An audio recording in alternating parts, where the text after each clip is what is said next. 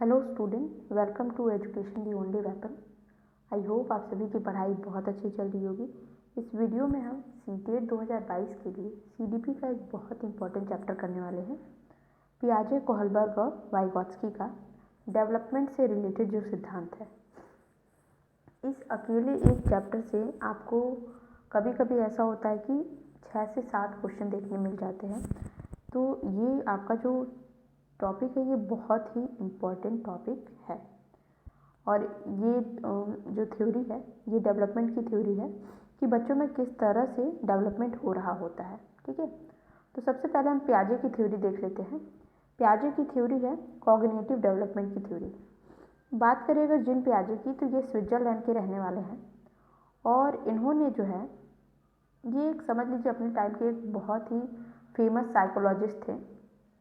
तो इनके दिमाग में ये था कि मैं किस तरह से बच्चों के अंदर माइंड का डेवलपमेंट होता है, क्या क्या चीज़ें होती हैं बच्चों के दिमाग में, किस एज में बच्चे क्या सोच रहे होते हैं, उनको पूरा एकदम रिसर्च करना था। उन्होंने ऐसा सोचा था, तो उन्होंने कुछ नहीं बल अपने ही बच्चों के ऊपर रिसर्च किया। एक तरह से अपने खुद के बच्चों पे उन्होंने उनके ऊपर पूरा अच्छे से ध्यान दिया, देखा और उनको एकदम एक तरह से जो रिसर्च का ऑब्जेक्ट बनाया जाता है उस तरह से उनके ऊपर ध्यान दिया और अपनी थीसिस तैयार की कि किस तरह से बच्चों के अंदर मेंटल डेवलपमेंट होता है, मानसिक विकास बच्चों में किस तरह से होता है। इसका उन्होंने पूरा एक सिद्धांत दिया, एक तरह से प्रिंसिपल दिया, और उसी प्रिंसिपल को हम कॉग्निटिव डेवलपमेंट थ्योरी या फिर प्रिंसिपल के नाम से जानते हैं। जिसमें जो इन्होंने है बौद्धिक विकास के बारे में बताया है, संज्ञानात्मक विकास की बातें की हैं। पियाजे बोलते हैं कि बच्चे जब पैदा होते हैं तो उनके अंदर ऑलरेडी कुछ कुछ ऐसी क्रियाओं का ऑलरेडी उनके अंदर समावेशन होता है। कह सकते हैं कि वो कुछ कुछ चीज़ें ऑलरेडी जान रहे होते हैं, जैसे कि बॉटल से वो जब कुछ शक करके पी सकते हैं, ये चीज़ें उनके अंदर ऑलरेडी रहती हैं। वो आप उनको बच्चों को कुछ भी ऐसा चीज़ दिखाएंगे तो वो एकदम उछल के उसको पकड़ने आएंगे, मतलब पकड़ने की टेंडेंसी उनके अंदर पहले से ही रहती है। अवाक होकर चीज़ों को देखना, अचानक से आपकी तरफ देखना, अगर आप उनके सामने कुछ ऐसी हरकत करते हैं, कुछ ऐसा बजा के सुनाते हैं उनको और वो ऑलरेडी किस चीज़ में मगन है, आप उनके सामने गए कुछ ऐसा करके दिखाएं तो वो एकदम आपको ध्यान से देखेंगे। ठीक है, तो ये सारी चीज़ें जो हैं उनके अंदर जो है बच्चों के अंदर ऑलरेडी रहती हैं, ऐसा पियाजे का कहना है। पियाजे बोलते हैं कि बच्चे धीरे धीरे जब बढ़ते जाते हैं उम्र के साथ, तो उनके जो बुद्धि का विकास है, जो उनका मेंटल डेवलपमेंट है, उसके हिसाब से और भी ज़्यादा ब्रॉड होता जाता है। मतलब केवल खुद तक नहीं रह जाता है, खुद के खिलौनों तक नहीं रह जाता है, बल्कि और भी बाहरी दुनिया तक धीरे धीरे फैलने लगता है। और बच्चों के अंदर जो है अपने इन्वायरमेंट के हिसाब से एडजस्ट करने की जो है पावर होती है, ऐसा कहना है जीन पियाजे का। मतलब कि बच्चे अपने आप को इन्वायरमेंट के हिसाब से जो है ढाल लेते हैं। ठीक है, और इन्होंने बताया है अगर बच्चे को कोई पूर्व ज्ञान है, मतलब उनको बच्चों को कोई नॉलेज है, उनके सामने कुछ बच्चों ने ऐसा कुछ अनुभव किया है, तो जब वो अपने साथ कुछ नए ज्ञान को उससे रिलेटेड जोड़ते हैं तो उसको बोला है इन्होंने आत्मसात करना।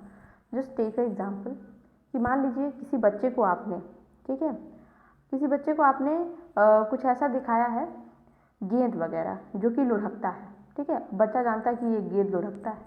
ठीक, आपने एक छोटा गेंद बच्चे को दिखाया है कि ये देखो लुढ़क रहा है, तो बच्चे के दिमाग में ये चीज़ फीड हो गई। अब इसको हम बोल रहे हैं पूर्व ज्ञान। मतलब बच्चे को ऑलरेडी पता है कि गेंद लुढ़कती है, गेंद जैसी कोई चीज़ होती है, गोल चीज़ जो कि लुढ़कती है। ठीक है, उसको इतना मालूम है और ये उसका स्कीमा हो गया, यानी कि ये उसका पूर्व ज्ञान हो गया। अब बच्चे को हम बड़ा सा वॉलीबॉल ला के दिखाते हैं या फुटबॉल ला के दिखाते हैं, कहते हैं देखो बेटा ये भी लुढ़क रही है। अब बच्चे ने कभी फुटबॉल तो नहीं देखा, छोटी गेंद देखी है उसने, अब उसको आप फुटबॉल दिखा रहे हो, बोल रहे हो ये भी लुढ़कता है।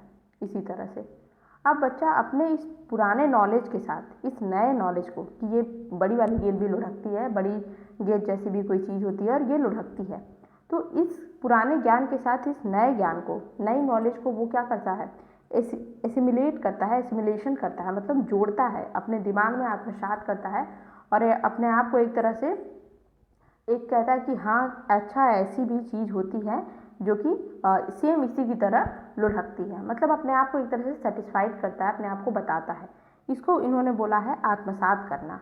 ठीक है, और अब मान लीजिए उसने छोटी गेंद देखी और उसने बड़ी गेंद तो कभी देखी नहीं थी, पर जब उसको बड़ी गेंद दिखाई गई तो एक तरह से अपने आप को मना रहा है, एडजस्ट कर रहा है कि अच्छा इस तरह की भी चीज़ एग्जिस्ट करती है जो कि ऐसे काम करती है। तो वो अपने आप में जो है अपने पुराने ज्ञान में क्या करता है, चेंज भी करता है, स्कीमा में अपने परिवर्तन करता है कि देखो मैं इसको अपडेट कर देता हूँ कि छोटी गेंद ही नहीं, बड़ी गेंद भी जैसी कोई चीज़ होती है और वो भी लुढ़कती है। ठीक है, तो छोटा सा एग्जाम्पल लेके बता रही हूँ आपको, कुछ भी सोच सकते हैं ऐसा एग्जाम्पल।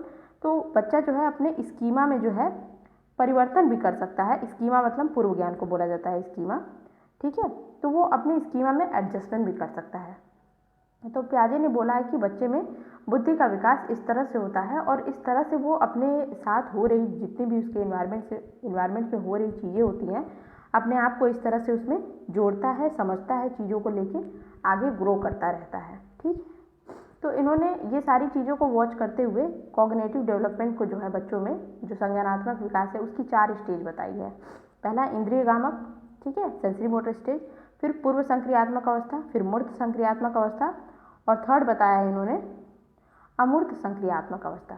तो इंद्रियगामक जो अवस्था है, सेंसरी मोटर स्टेज जो है, वो जन्म से लेकर के 2 साल की स्टेज तक इंद्रियगामक अवस्था होती है।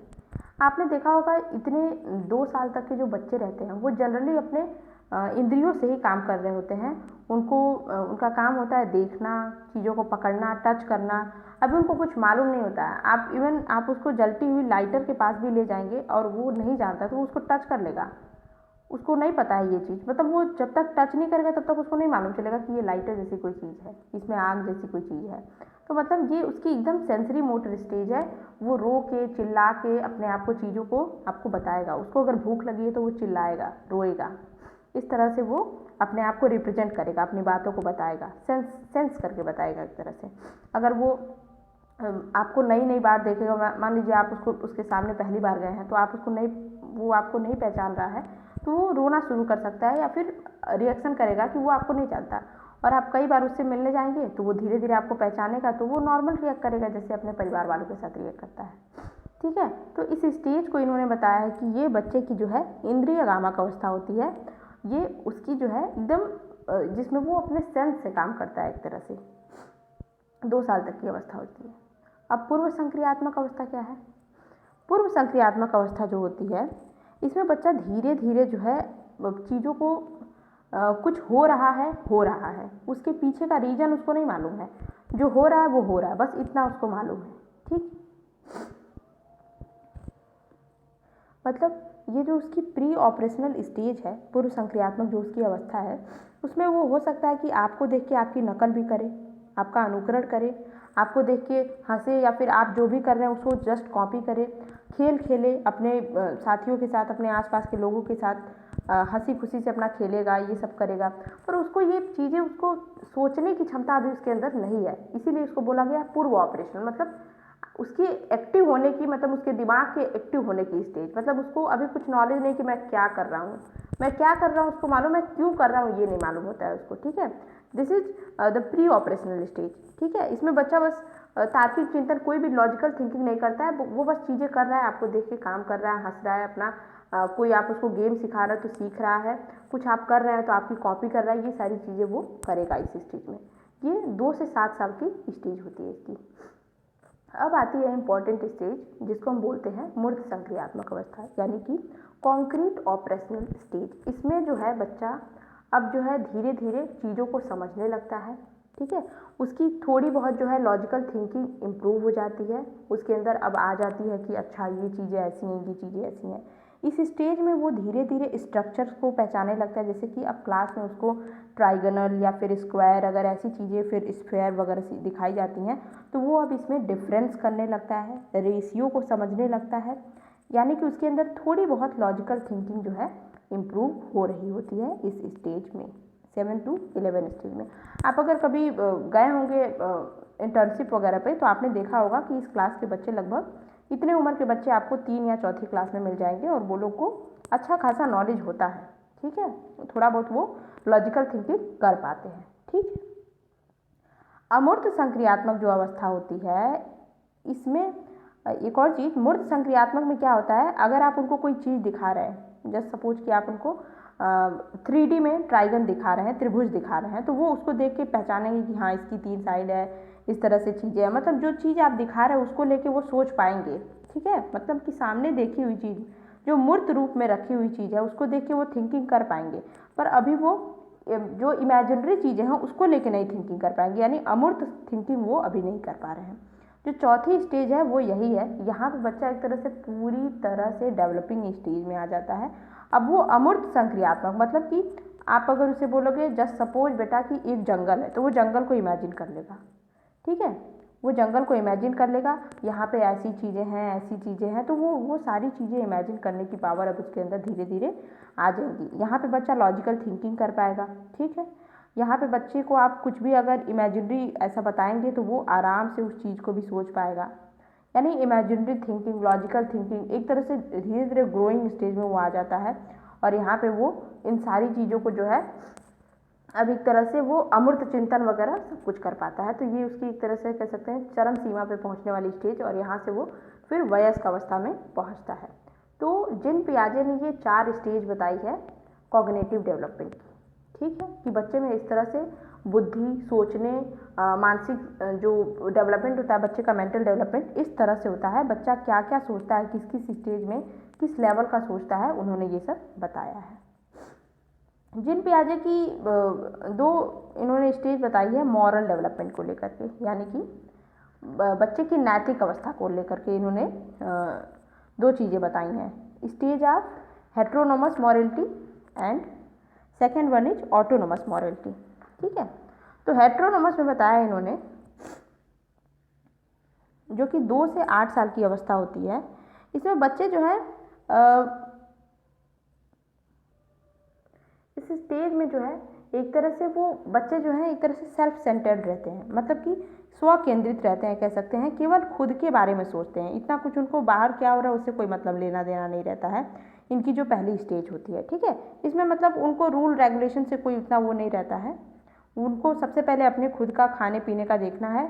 उनको भूख लगी है तो वो चिल्लाएंगे, रोएंगे, ये काम उनका रहता है। उनको अगल बगल के इन्वायरमेंट से उतना वो इफेक्टेड नहीं रहते हैं, ठीक है। तो ये इनकी अपनी खुद की स्टेज, एक तरह से सेल्फ सेंटर्ड स्टेज रहती है। खुद से बातें करेंगे, खुद का काम करेंगे, खुद का खाना पीना, बस जो मन करेगा तो रोड गिरा उड़ा देंगे, ऐसा कुछ करते हैं। तो ये इनकी जो है एक तरह से नैतिक विकास इसमें अभी स्टार्टिंग भी नहीं हुई रहती है, कह सकते हैं। यहाँ पे लॉजिकल थिंकिंग बिल्कुल जीरो रहती है इनकी, ठीक है। तो ये इनकी स्टेज होती है हेट्रोनोमस मॉरलिटी की स्टेज। अब जब ये ऑटोनोमस मॉरलिटी की स्टेज में आते हैं, मतलब अब ये अपने दिमाग का यूज कर पा रहे होते हैं, और अपना ही नहीं बल्कि अगल बगल के लोगों का, अपने पीयर्स ग्रुप का, अपने फैमिली मेम्बर्स का धीरे धीरे जो है उनकी बातों का ध्यान देते हैं, और जो उनके हित में है वो भी चीज़ धीरे धीरे करते हैं। और हम जो कोई बातें कहते हैं तो उसको फॉलो भी करते हैं इस स्टेज में आने पे। मतलब उनका मॉरल डेवलपमेंट एक तरह से स्टार्ट होना शुरू हो गया रहता है। ये भी इनकी एक थ्योरी है। इससे ज़्यादा क्वेश्चंस तो नहीं आए हैं, बट मैंने सोचा आपको बता दिया जाए। अब हम आते हैं लॉरेंस कोहलबर्ग का जो मॉरल डेवलपमेंट का सिद्धांत है, जो कि इम्पॉर्टेंट है और जिससे बहुत क्वेश्चन आते हैं, ठीक है।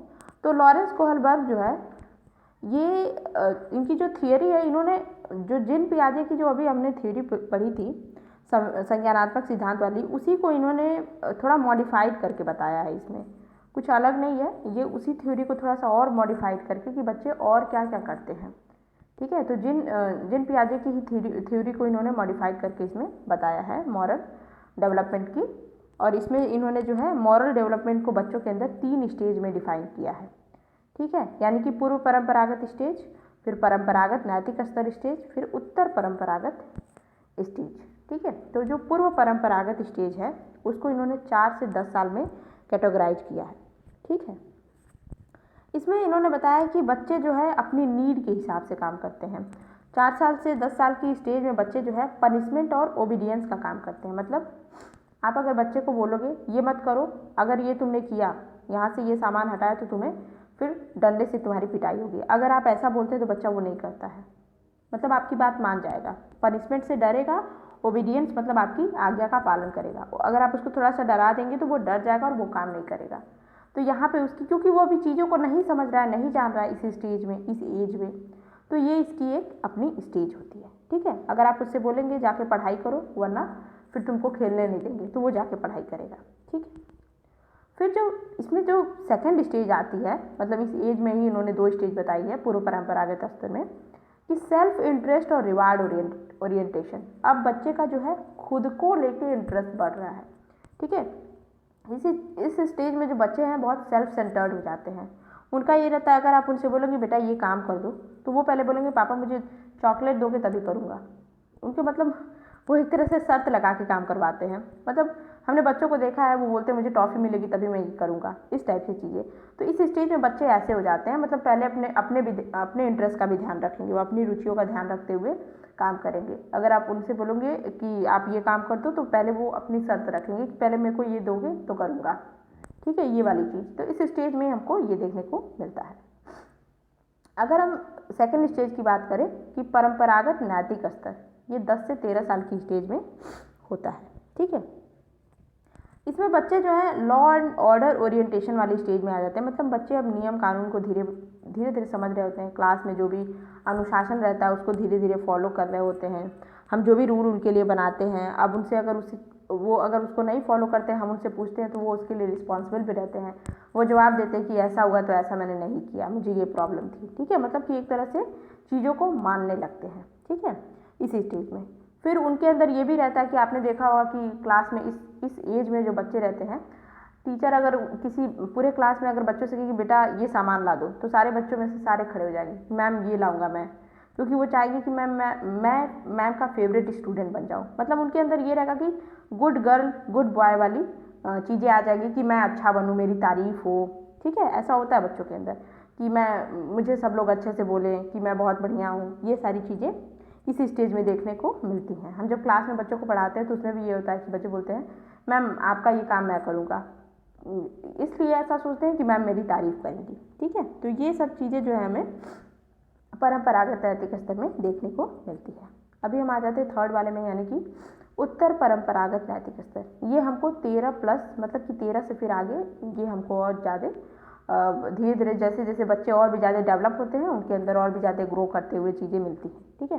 तो पहला है, इसमें क्या होता है, सोशल कॉन्ट्रैक्ट ओरिएंटेशन, ठीक है, यानी कि सामाजिक अनुबंध अभिमुखता। इसमें क्या है ना कि बच्चे धीरे धीरे, ठीक है, सोसाइटी को समझने लगते हैं, चीज़ों को समझते हैं, पर अगर उनको लगता है कि सोसाइटी का ये रूल अभी ज़रूरी नहीं है, इसकी वजह से कुछ खतरा हो सकता है, तो वो उसको डिनाई भी करते हैं, उस रूल में बदलने की भी बात करते हैं वो, ठीक है, इसी स्टेज में। जैसे सपोज अगर उनको ऐसा ट्रैफिक में लग रहा है कि ट्रैफिक में अगर मैं और देर तक रुकूंगा तो किसी की जान तक जा सकती है, तो वो ट्रैफिक को तोड़ने का सोचेंगे। वो सोचेंगे ट्रैफिक तोड़ के हमें जाके इसको बचाना चाहिए, ठीक है। ये चीज़ उनके अंदर, मतलब उनको लगेगा कि जो सोसाइटी द्वारा रूल बनाया गया है, अगर वो किसी के लिए खतरा है, किसी को हार्म पहुंचा रहा है, तो हमें वो रूल तोड़ना चाहिए या फिर हमें उसमें कुछ बदलाव लाना चाहिए।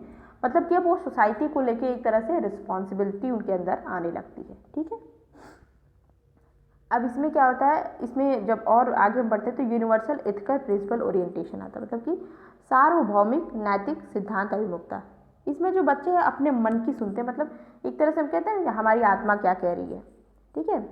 और वो सोचते हैं कि अगर मेरा मन कहता है कि ये चीज़ सही है, मतलब सही है, और हमें इसके हिसाब से ही काम करना चाहिए, ना कि दूसरों से इन्फ्लुएंस होके। पहले हमें खुद की आवाज़ सुननी चाहिए, फिर हमें दूसरों की आवाज़ सुननी चाहिए, ठीक है।